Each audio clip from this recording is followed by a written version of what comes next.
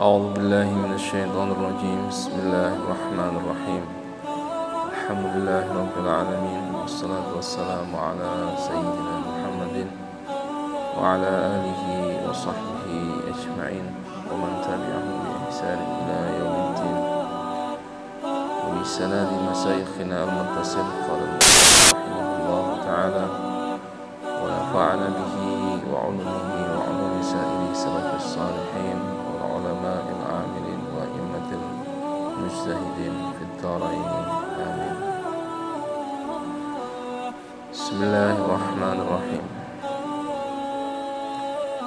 وقال صلى الله عليه وسلم: إن المرأة خلقت من ضلع لن تستقيم لك على طريقة فإن استمتعت بها استمتعت بها وفيها عواج، وإن ذهبت تقيمها كسرتها وكسرها طلاقها. وقال صلى الله عليه وسلم: إذا صلت المرأة خمسها وحصنت فرجها وأطاعت بعلها دخلت من أي أبواب الجنة شاءت. Waqala, dan berkata siapa Nabi Muhammad sallallahu alaihi wasallam, innal mar'ata sesungguhnya perempuan, khuliqat, yaitu diciptakan, siapa al-mar'ah, min dila'in, dari tulang rusuk, lan tastaqima, yang tidak akan bisa lurus. Lan tastaqima, yang tidak akan bisa lurus. Apa mar'ah? Siapa mar'ah? Laka, bagi dirimu, ala tariqatin, atas satu jalan. Fa in istamta'ta, maka jika bersenang-senang kamu, biha, dengan imro'ah. Istamta, maka bersenang-senanglah kamu, siapa kamu, biha, dengan imro'ah. Wa fiha, dan yaitu di dalam al-mar'ah atau imro'ah, iwajun, adapun bengkok. Wa in tahabta, dan jika bermaksud siapa kamu, tuqimuha, menghendaki atau meluruskan, tuqimuha, meluruskan siapa kamu pada mar'ah, kasartaha, maka memecah siapa kamu terhadap al-mar'ah, wa kasruha, adapun memecah terhadap al-mar'ah, talaquha, yaitu bermakna menceraikan al-mar'ah. Talaquha bermakna menceraikan al-mar'ah. Hadis ini masih berkaitan dengan anjuran untuk muasyarah bil ma'ruf antara suami dengan istri. Orientasi pernikahan adalah untuk keabadian. Orientasi perkawinan adalah untuk kelanggengan, bukan untuk perceraian. Sehingga ketika Allah berfirman dalam ayat wa'ashiruhunna bil ma'ruf fa in karihtumuhunna fa asa an taqrabu syai'an wa yaj'alullahu fihi khairan katsiran. Ulama menafsirkan, ketika orientasi pernikahan itu adalah kelanggengan, bukan perceraian, maka berdasarkan ayat wa yaj'alullahu fihi khairan katsiran, betapapun beratnya pernikahan karena sudah dihiasi oleh ketidakcocokan, ketidakakuran, sudah dipenuhi dengan percekcokan dan pertengkaran, maka yaj'alullahu fihi, Allah akan menjadikan kesabaran seorang suami dalam mempertahankan hidup rumah tangganya agar tidak sampai dalam titik perceraian. Itu disediakan oleh Allah khairan katsira, kebaikan yang banyak. Apa sih kebaikan yang banyak? Ar-Razi dalam tafsirnya menyebutkan mungkin anak. Orang menikah 1 tahun berharap dia segera punya anak. Apakah kebahagiaan rumah tangga itu hanya cukup dengan anak saja? Enggak. Punya anak tapi kemudian ekonomi tidak jalan, masalah juga. Maka Ar-Razi mengatakan wa yaj'alullahu fihi khairan katsira. Rumah tangga mungkin tahun pertama, tahun kedua, tahun ketiga belum dikaruniai oleh Allah keturunan, sehingga muncul bibit-bibit perpecahan, bercerai, ada kecurigaan siapa yang tidak sehat, siapa yang sehat. Kalau ini lahir, kecurigaan ini muncul di tengah keluarga yang punya basic, punya dasar keilmuan yang cukup, terutama keilmuan agama, maka bisa terselesaikan. Tapi kalau tidak muncul dari keluarga, tidak muncul dari rumah tangga yang punya modal kuat terkait dengan panduan-panduan pernikahan menurut agama, maka kecurigaan itu akan meledak sehingga muncul apa? Muncul pertikaian. Saya punya pengalaman. Saya menikah 2012. Anak saya lahir 2014. Berat. Tetapi karena saya bersyukur bahwa istri saya itu punya tradisi keagamaan yang kuat. Saya punya bacaan yang lumayan lah, meskipun tidak luas, sehingga hal yang semacam ini itu bisa didialogkan. Saya orang yang sebelum menikah itu menikmati hidup, jadi mahasiswa, main futsal pegel, main badminton bosen, kemudian main PS selesai jalan-jalan, kemudian menikah, hidup dalam satu kultur, satu budaya yang luar biasa berbeda, sehingga penuh tegangan, penuh tekanan. Saya kira tidak ada di antara putra-putrinya Yai yang model pernikahannya itu kayak saya. Saya 3 hari setelah nikah, jam 2:30 itu digedor rumahnya. Sama siapa? Sama santri. Gus, dipanggil Yai, suruh mimpin sholat malam. Pengantin baru. Kalau sekarang adik-adik yang lain mungkin ada bulan madu, menginap di hotel, digedor-gedor. Akhirnya kemudian kalau orang Jawa kan nikah 1 minggu setelah akad nikah kan kembali ke rumah laki-laki kan. Ketika kembali ke rumah laki-laki, bayangan saya ya nanti santai-santai dulu.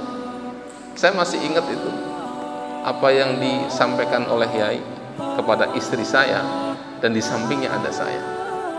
Kata beliau, Yai kepada istri saya, Ning, ini sama Abah ditinggali mobil sama supirnya. Saya langsung keberatan. Ini kan namanya intervensi dong. Saya keberatan. Nggak usah mobil-mobilan katanya. Di sini juga ada mobil. Nggak usah supir-supiran. Saya juga bisa nyetir. Saya punya SIM sendiri katanya. Kemudian Yai pulang dengan rombongan, ditinggal satu mobil. Apa kata beliau ketika pulang sebelum naik mobil? Biar tidak lama-lama di sini, biar tidak lama-lama di tempat saya. Betul, dapat 1 hari di WA, dapat 2 hari di telepon, muter lewat orang, dapat 4 hari. Ada yang nanya, Gus, kapan kembali ke Surabaya? Lu kan baru 4 hari. Saya punya agenda saudara itu banyak sekali. Lazimnya kalau saya keluarga menikah itu harus muter begitu itu soal. Kenapa? Sudah ditanyakan Yai. Saya kemudian dapat berapa hari saya kembali. Begitu kembali di Surabaya disuruh ke Pacet. Saya masih ingat di guest house itu, ini kamar yang dipakai oleh Yai, saya di sampingnya. Saya baru datang, nggak tahu dari mana lah, sampai rumah itu 9:30 di guest house. Saya tidur, masih baru kan, belum 1 bulan, baru atau lama? Baru lah ya, agak lama sedikit begitu, tapi masih baru, karena saya belum kenal dengan istri. Jam 2 itu sudah diteriaki dari luar sama Yai, Ning Ima. Kalau orang cerdas kan tidak memanggil Ning Ima, mesti kan memanggil suaminya, iya kan? Kalian tinggal tidur dengan siapa? Dengan istri kalian di tempat mertua kalian. Kemudian malam-malam dipanggil, misalkan Heri, tapi yang manggil bukan Herinya, yang dipanggil istrinya, misalkan Aisyah. Kan bukan memanggil Aisyahnya, yang dikehendaki siapa? Herinya kan. Saya itu cobalah pengantin baru kemudian dipanggil begitu itu kan nggak mungkin santai, jadi panik kan, wah cepetan bagaimanapun kondisi saya saat itu kan harus siap 86 amankan begitu kan, nggak mungkin sebentar nanti dulu gitu. Dan begitulah, sehingga kalau tadi saya bilang merujuk kepada apa, dikembalikan kepada apa yang disampaikan oleh Imam Ar-Razi. Orang ketika menikah itu pasti ada bibit-bibit bibit-bibit pertentangan itu ada. Yang itu kalau tidak dikelola, dimanage dengan baik, pasti akan bercerai. Gambaran awal rumah tangga saya begitu itu, nggak ada indah-indahnya. Misalkan, ayo sana, kemudian apa, jalan-jalan dulu, kemudian apa, sebulan madu honeymoon begitu itu, wah peradaban kafir itu, Yahudi.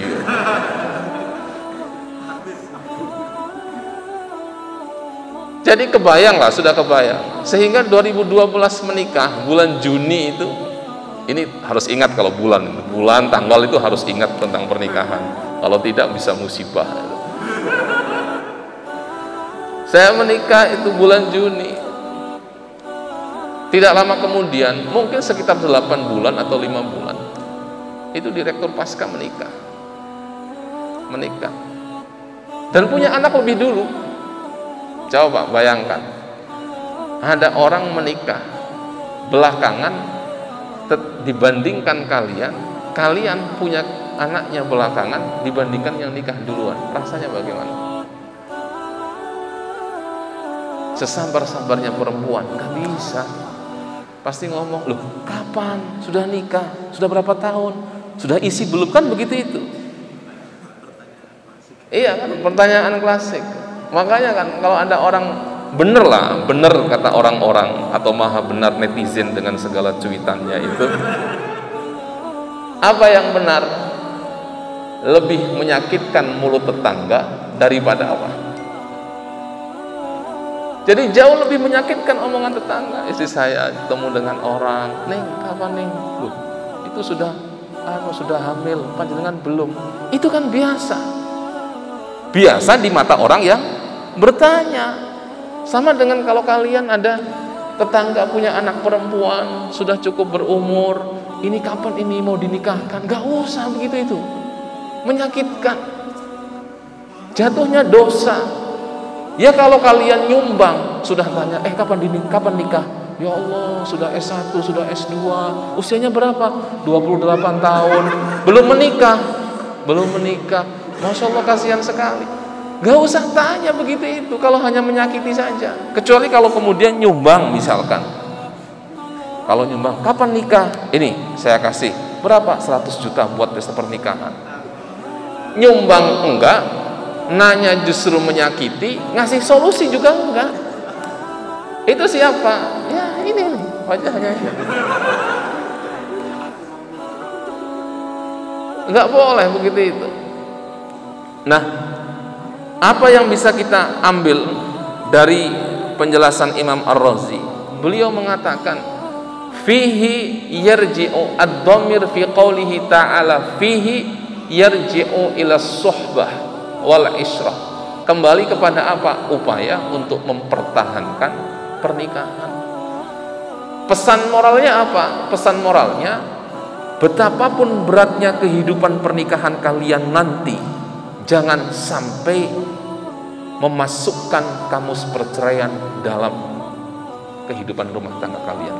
Ambil kata perceraian, buang jauh-jauh, jangan sampai dimasukkan dalam kehidupan rumah tangga kalian. Kenapa? Karena wa yaj'alullahu fihi khairan katsira. Bisa jadi dia nanti akan dapat anak. Sekarang direktur pasca anaknya 3, saya 4. Menang mana coba sekarang? Akseleratif saya berarti, cepet itu. Dulu tertinggal, sekarang sudah 4. Gus Bara yang jauh nikah duluan 4, saya sudah 4. Berarti kan menang sudah saya. Itu adalah khairan katsira. Tetapi proses untuk mendapatkan khairan katsira ada tahapannya. Tadi omongan tetangga macam kalian yang menyakitkan itu, menyakitkan sekali. Tiba-tiba istri saya datang nangis begitu. Katanya, wah, Gus Bobi itu tinggi besar. Sudah berapa tahun nikah nih? Kok belum ada keturunan? Loh, kan mempertanyakan eksistensi saya sebagai seorang laki-laki kan?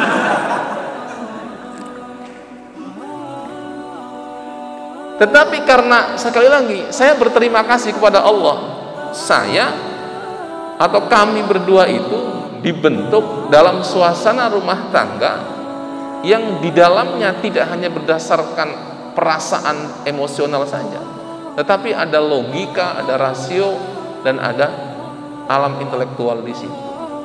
Saya bilang, ayo, oke lah, kita belum punya keturunan, ayo kita ke dokter. Coba kalau tidak punya bekal ilmu pengetahuan, jangan-jangan kamu yang punya bakat tidak punya keturunan. Jangan-jangan kamu. Kalau itu tidak didialogkan, akhirnya apa? Selesai. Viral, ingat itu, ada beberapa Mab'us Al-Azhar datang ke rumah. Itu tanya kepada saya, Syekh Muhib, berapa tahun sudah menikah? Hampir 2 tahun. Sudah punya anak? Belum. Katanya. Ada satu yang bilang, kamu pergi istirahat, tanazah wastarih. Disuruh refreshing. Ya betul. Saya bilang kepada istri, katanya disuruh jalan-jalan. Jalan-jalan. Waktu itu umroh kalau tidak salah, umroh. Kemudian tidak lama hamil, betulan. Akhirnya apa? Akhirnya ya dalam hati bilang, siapa yang kemarin meragukan saya sebagai seorang laki-laki? Saya laki-laki.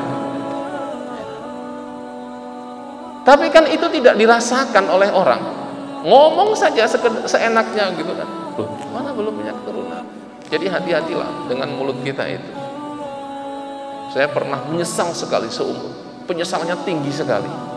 Ketika saya tidak tahu orang itu, saya bilang, saya ceramah itu, saya bilang kepada Bapak, wah Pak, bagaimana perasaan Bapak kalau sudah nikah bertahun-tahun, Bapak belum punya keturunan? Yang saya jadikan contoh, ternyata betul-betul belum punya keturunan. Saya itu menyesal sekali. Karena begitu saya ngomong begitu, orang-orang itu pada langsung menatap dia. Ya ada yang ketawa biasa segala macam. Dia seperti tidak nyaman. Begitu selesai saya turun, saya minta maaf kepada beliau. Enggak apa-apa, Papa memang tidak tahu. Enggak, saya minta maaf betul. Karena apa? Tidak enak dalam posisi itu. Sekarang kalian bisa ketawa-ketawa ngelihat teman dibully, ayo nikah, bisa ketawa. Tunggu ada saatnya di mana kalian di fase itu kalian akan dibully. Mungkin merasa orang yang bertanya tidak dibully, tiba-tiba tanya, masih sendiri saja. Yang lain-lain sudah pada punya pasangan. Itu kan sederhana, guyonan. Makanya jangan sampai ke situ. Itu yang pertama. Jadi orientasi pernikahan itu harus dibangun atas keinginan bersama untuk melestarikan, melanggengkan pernikahan, tidak dalam rangka untuk menjadikan kata cerai sebagai solusi. Andaikan dalam pernikahan itu harus ada perceraian, itu bagaimana? Boleh nggak? Boleh. Makanya tafsir yang kedua menurut Ar-Razi dalam ayat yang sama, wa yaj'alullahu fihi khairan katsira, artinya fihi itu ad-dhamir fi qoulihi ta'ala fihi yarji'u ilal firaq. Tetapi apa? Setelah ada upaya, Ar-Razi itu menggambarkan perceraian, kata firaq, kata cerai itu adalah salah satu-satunya kata pamungkas yang tidak bisa dihindari. Jadi bukan kayak model sekarang, oh cerai, saya talak 1, selesai. Kemudian besok nyambung lagi, macam artis yang begitu itu. Cerai, kemudian rujuk, cerai, rujuk. Kalau ini yang terjadi, apa? Yang terjadi adalah orang kemudian akan mencoba untuk mencari pembenar ketika penyesalan itu datang. Orang menceraikan pasangannya, sudah saya cerai 1 kali, saya cerai 2 kali, saya cerai 3 kali. Dia kan harus ada muhallil. Harus ada muhallil. Karena kalau muhallil kan ada perasaan tidak ridho. Bayangkan kita nikah nih dengan orang yang kita cintai. Karena kita punya problem komunikasi yang tidak terselesaikan, kemudian cerai. Ketika cerai 1 kali, cerai lagi 2 kali, cerai lagi 3 kali. Setelah dipikir-pikir, kemudian menyesal. Subhanallah, ternyata istri yang saya ceraikan ini baik. Dia mau rujuk tidak bisa. Harus apa? Istrinya harus dinikah dulu oleh orang lain. Coba kalau hal yang semacam itu terjadi, tiba-tiba ada tetangga kalian ngomong, wah, ternyata bekasnya orang, rasanya bagaimana?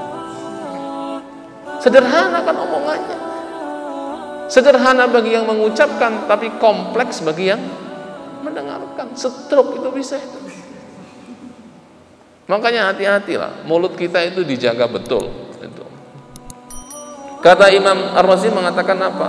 Kalau memang mau firaq, ya firaq. Tetapi firaq itu adalah solusi paling akhir dari segala macam upaya untuk mempertahankan rumah tangga. Jadi sekali lagi, orientasi pernikahan itu bukan untuk melegalkan perceraian dengan sejuta alasan, tetapi bagaimana mempertahankan rumah tangga itu dari perceraian dengan berjuta-juta alasan. Itu yang paling penting. Jangan kayak model sekarang, cerai. Bahayanya apa? Bahayanya kalau kemudian cerai talak 3 tidak mau ada muhallil, orang kemudian berpikir, ada nggak sih pendapat ulama yang mengatakan talak 3 itu jatuh menjadi 1? Ada. Siapa? Imam Ibnu Taimiyah mengatakan itu. Tetapi berdasarkan pertimbangan para fuqaha mengatakan pendapatnya Imam Ibnu Taimiyah ini masuk dalam kategori pendapat yang syadz, keluar dari kaidah dan tidak bisa diterapkan, tidak bisa digunakan. 3 ya jatuh 3. Konsekuensinya apa? Konsekuensinya adalah harus ada muhallil. Jadi ini nanti kalau kalian mau nikah itu pertimbangkan betul. Hal atau langkah pertama yang harus kalian lakukan, ambil kata perceraian dalam pikiran kalian, kemudian singkirkan itu jauh-jauh. Biasanya karena apa orang bercerai itu? Karena tabiat perempuan. Tabiat perempuan itu nyentrik, aneh. Makanya dikatakan dalam hadis ini apa? Innal mar'ata khuliqat min dila'in lan tastaqima laka 'ala tariqatin. Apakah perempuan itu betul? Ini diskusi para ulama. Apakah betul perempuan itu diciptakan dari tulang rusuknya laki-laki yang sebelah kiri? Katanya kan sampai dihitung kanan dengan kiri, katanya selisih. Coba dihitung, bener nggak? Kalau kanan dengan kiri itu beda satu katanya, karena diambil. Kalau sulit dihitung ya dibuka dulu, seperti sapi itu. Jadi ada diskusi para ulama tentang apa? Tentang benar apa enggak perempuan itu diciptakan dari tulang rusuk. Ini yang kemudian menjadi diskusi yang lebar. Diskusinya lebar terkait dengan kesetaraan perempuan. Tidak usah mencari-cari, perempuan dan laki-laki itu setara. Sudah setara. Tetapi dalam kesetaraan itu terdapat khosiyah, terdapat hal-hal yang spesial yang ada dalam diri perempuan. Yang karena kespesialan inilah kemudian perempuan dengan laki-laki tidak bisa diperbandingkan, tidak bisa dipersamakan. Sama apa enggak? Laki-laki dan perempuan sama-sama makhluknya Allah. Sama-sama ketika dia melakukan mengerjakan ibadah, dia mendapatkan pahala. Jika dia beriman kategorinya mukmin dan mukminah, sama-sama. Kalau mengerjakan kebaikan, may ya'mal mithqala dzarrah segala macam, sama.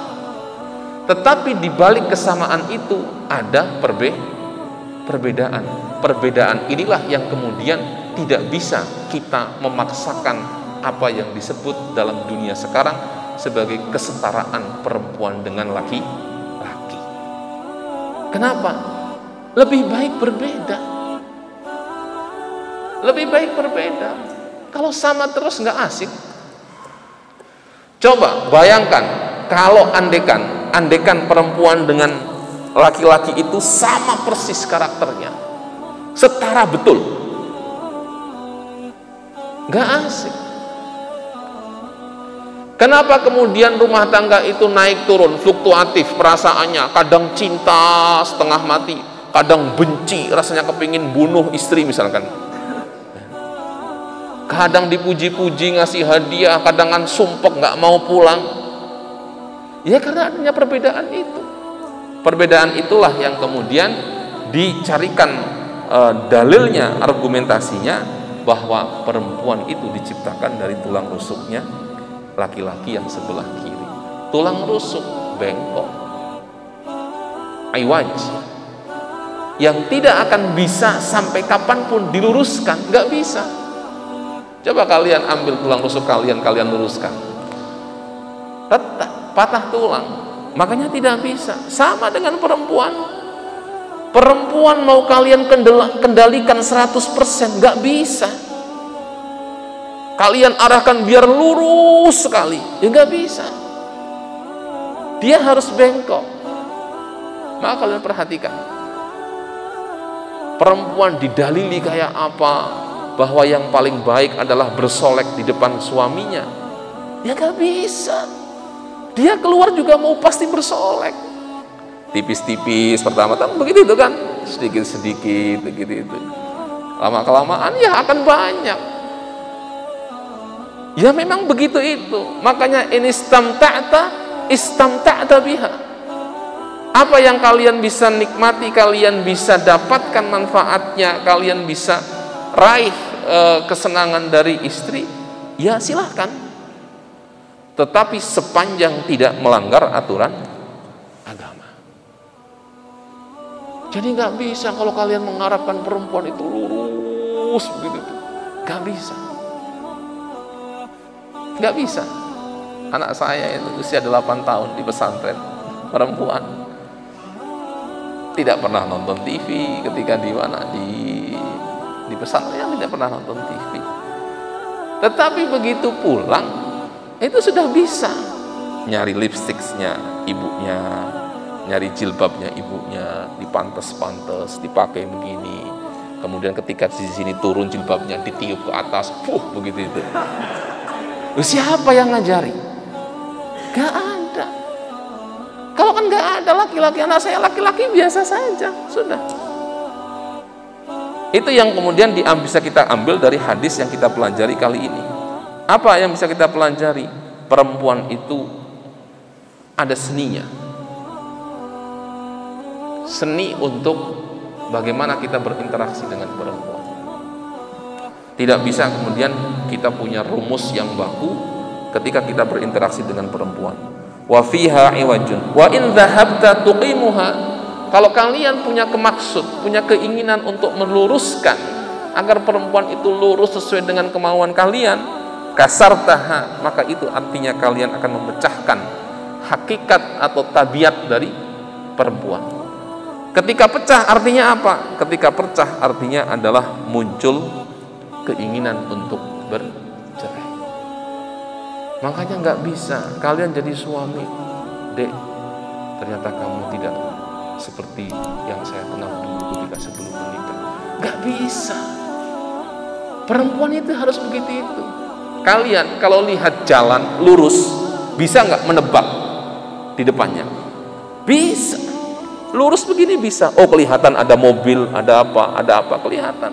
Tapi kalau jalan belok, bisa nggak menebak?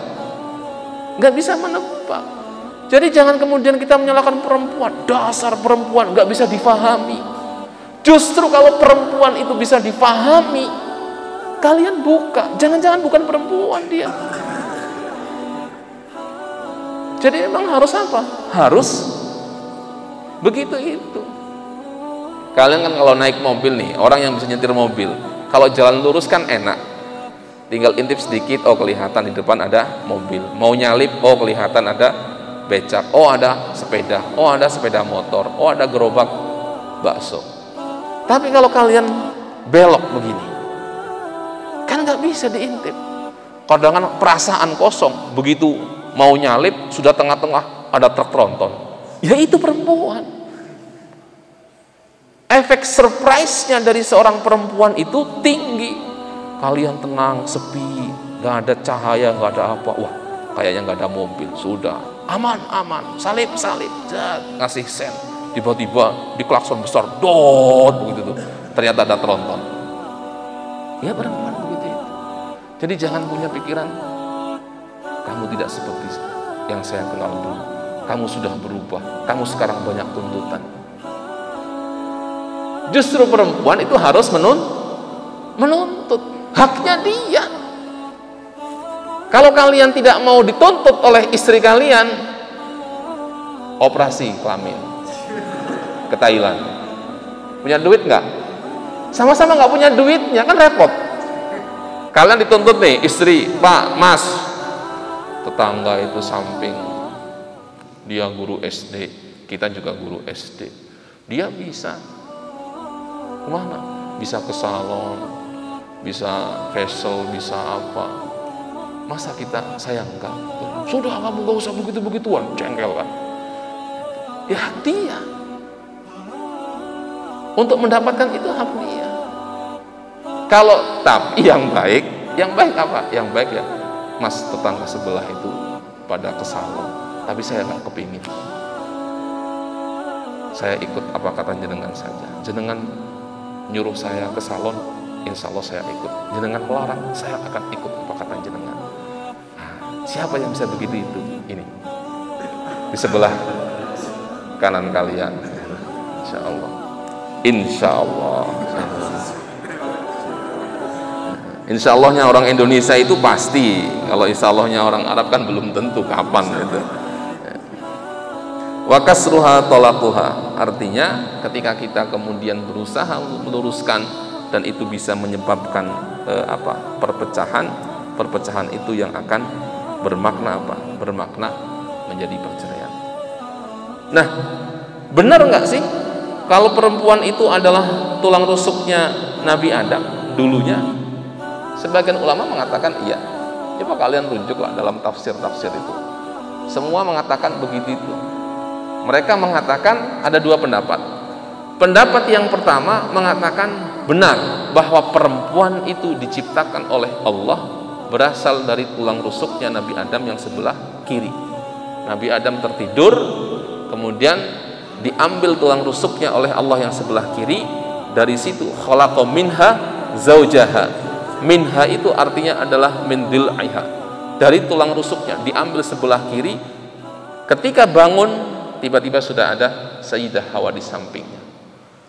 Sebagian ulama mengatakan apa? Sebagian ulama mengatakan bukan diciptakan dari tulang rusuknya laki-laki, tetapi diciptakan dari jenisnya laki-laki, satu jenis dengan laki-laki.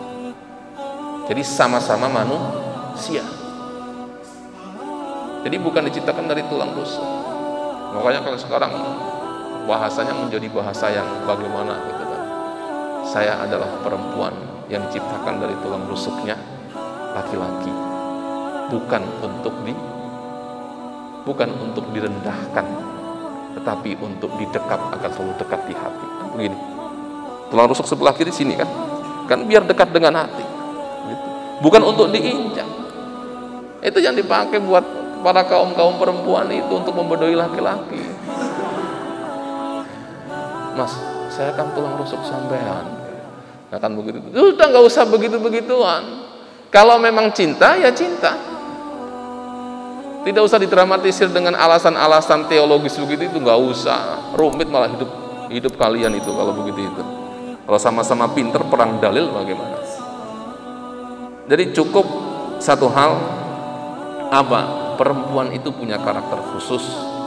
Karakter khusus itu adalah satu hal yang sifatnya fitrah, satu hal yang sifatnya terberi dari Allah. Bagaimana cara kita mengendalikan berhubungan dengan perempuan? Ya sama tadi itu. Apa yang bisa kita ambil, bisa kita ridhoi dari sisi perempuan, ridhoilah gitu.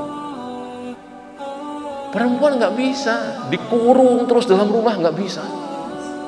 Haram hukumnya, tidak boleh keluar rumah, nggak bisa. Bertahun-tahun Arab itu dikekang begitu itu. Perempuan-perempuan di Arab, terutama di Arab Saudi itu kan ketat sekali, tidak boleh keluar. Coba lihat perempuan-perempuan Arab yang di negara barat. Enggak usah di barat lah, di Malaysia saja. Saya punya kawan beberapa anak perempuan Saudi. Perempuan Saudi, nggak ada itu, pakai niqab itu nggak ada. Jadi nggak bisa dikekang terus di rumah kayak persepsinya orang zaman dahulu, kasur, sumur, dapur, nggak bisa. Sekarang tambahin lagi apa? Ngemol harus. Nggak bisa ditaruh terus, itu nggak bisa, pasti ada.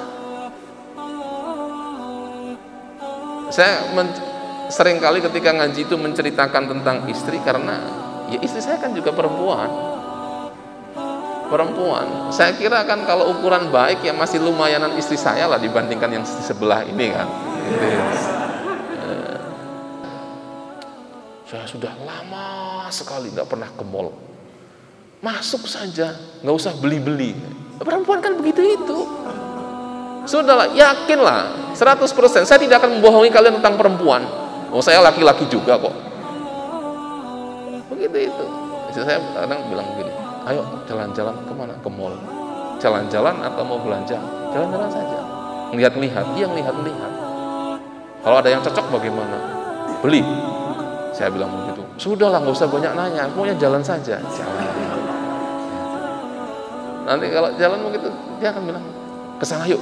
Kayaknya ada yang bagus. Kesana yuk, ada yang bagus.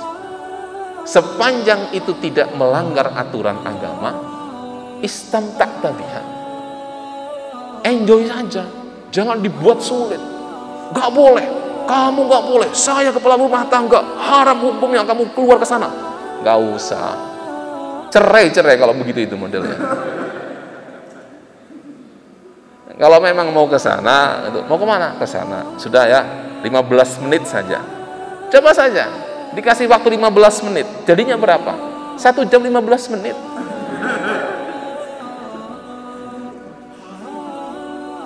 Makanya cara yang pinter itu adalah bagaimana? Kalau perempuan itu modelnya begitu itu, kasih uang duluan. Sebelum dia minta, kasih uang. Mau kemana? Mau jalan-jalan. Oh ini, kasih uang. Habiskan buat belanja. Kalau kita memberikan duluan, paling berapa? 1 juta kan? daripada dia ngambil duluan uangnya. Kalau ngambil duluan kalap. Jadi kalau mau keluar. Saya kalau ditanya sama istri saya kalau keluar kemana-mana izin. Saya mau keluar beli ini, boleh nggak? Monggo, silahkan. Ini harganya sekian, boleh nggak? Silahkan. Kenapa? Karena tadi ini masuk koridor di sini, istamta'ah biha. Karena masih 500.000 begitu itu. Kalau sudah 50 juta kan baru kan ngegas, itu wajib lah. Karena itu apa? Israf. Misalkan tiba-tiba keluar habis berapa? Habis 10 juta, 5 juta berapa? Baru kita boleh menggunakan hak kita dalam rumah tangga yang saya sampaikan kemarin sebagai hak untuk menjadi pemimpin dalam rumah tangga. Tapi kalau 100.000, 200.000, mentok 1 juta dan penghasilan kalian per bulan itu di atas 1 juta dan kalian mampu, jangan pelit-pelit sama perempuan. Coba, seneng malam ini seneng. Ngaji yang begini ini yang seneng itu kok, dapat pembelaan begitu.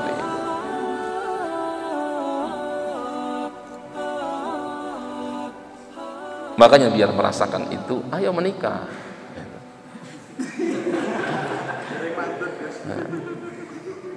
Kalian itu sudah musiron. Seorang yang sudah mampu secara finansial tidak mau menikah, maka kata Nabi itu apa? Falaisa minni. Ini malam Jumat loh, kalian sholawatan, nanti ditanya sama malaikatnya, sholawatan terus tiap malam Jumat, wong durung nikah.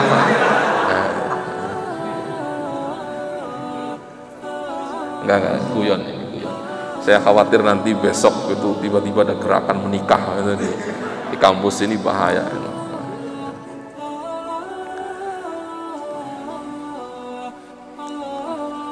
Wa qala sallallahu alaihi wasallam, idza salat manakala melakukan salat siapa al-mar'atu mar'ah khamsaha pada 5 waktu, wa hasanat dan menjaga siapa al-mar'ah farjaha pada kemaluannya, al-mar'ah wa ata'at dan menaati siapa al-mar'ah ba'laha pada suaminya, dakhalat maka masuk siapa al-mar'ah min ayyi abwabil jannati dari mana-mana beberapa pintunya surga saat yang menghendaki siapa al-mar'ah.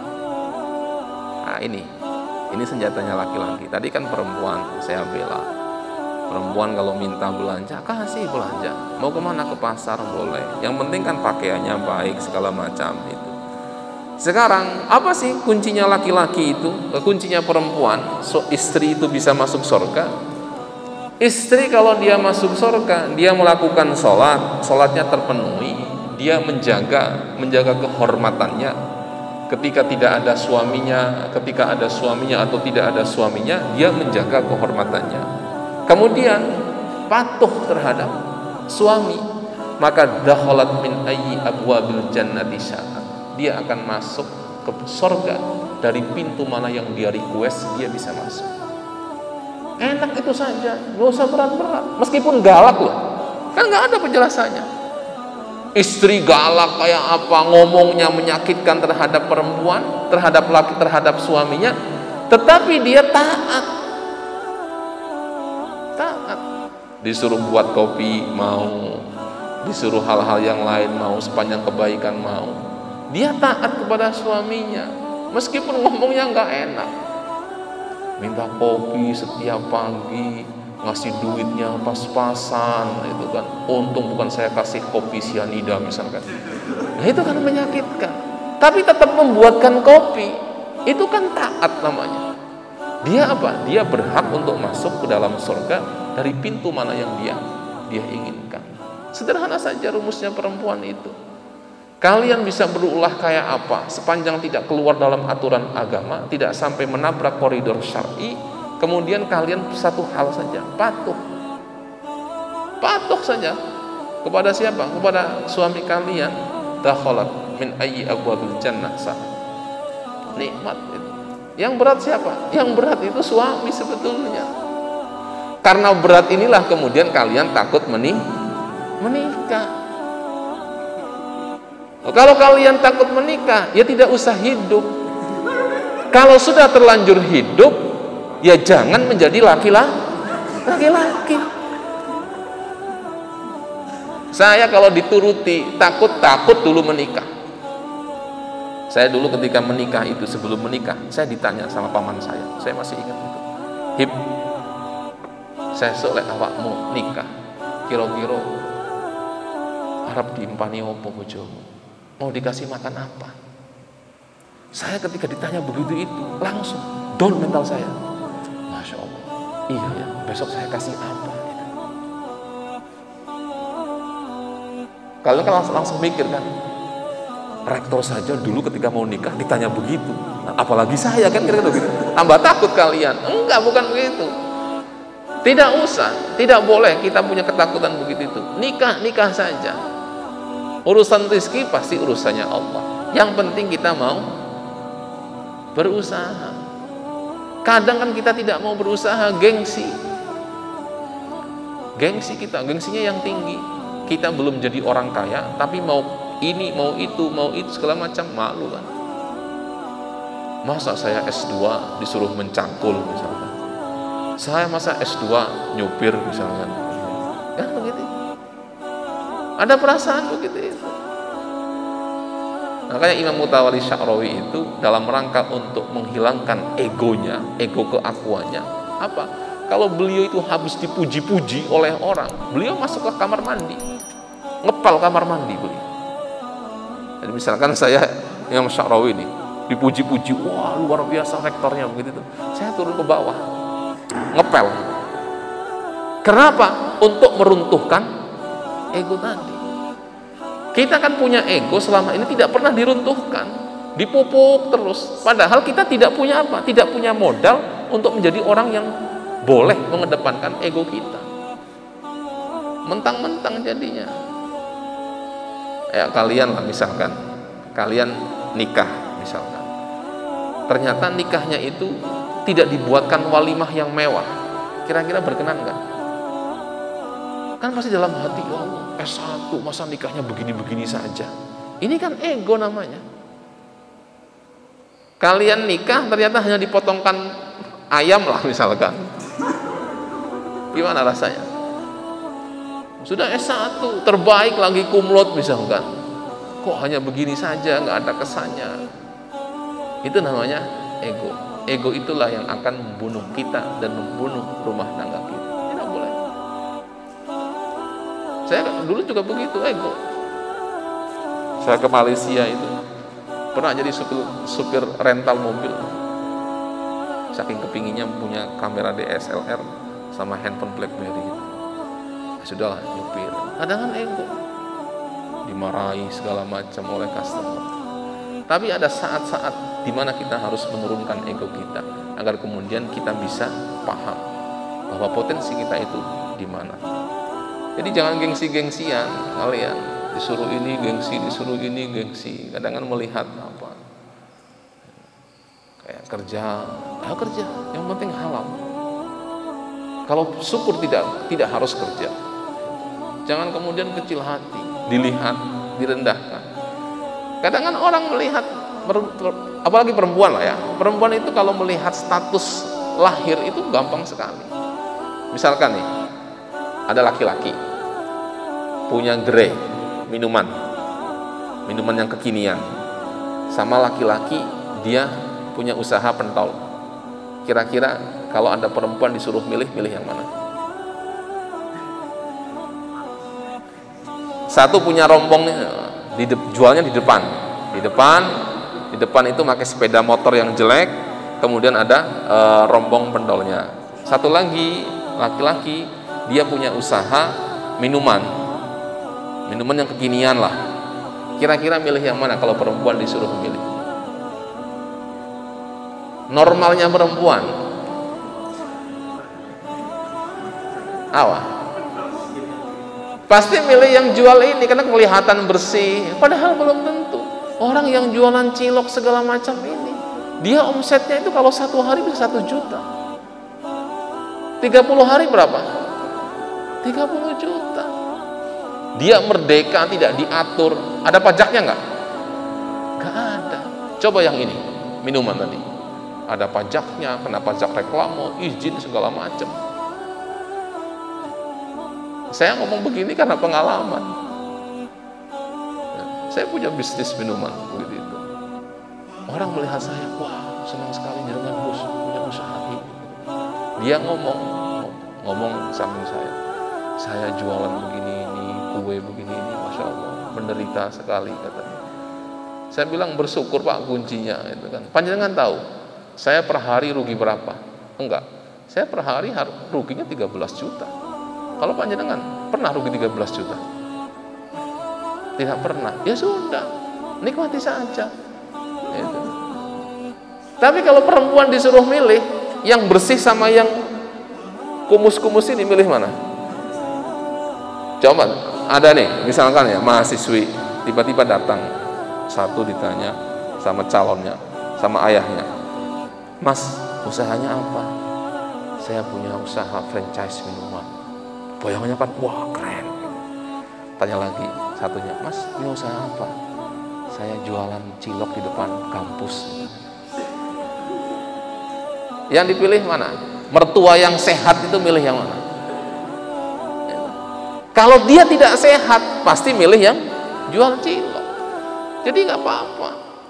Makanya kan sekarang ramai orang bilang tentang tentang kemerdekaan finansial. Ada orang gajinya 42 juta per bulan, dia cicilannya habis untuk cicilan sehingga dia setiap hari itu harus minus 2 juta. 42 juta dia gajinya. Per bulan dia minus berapa? 2 juta. Untuk menalangi minus 2 juta ini, dia caranya bagaimana? Dia apply kartu kredit.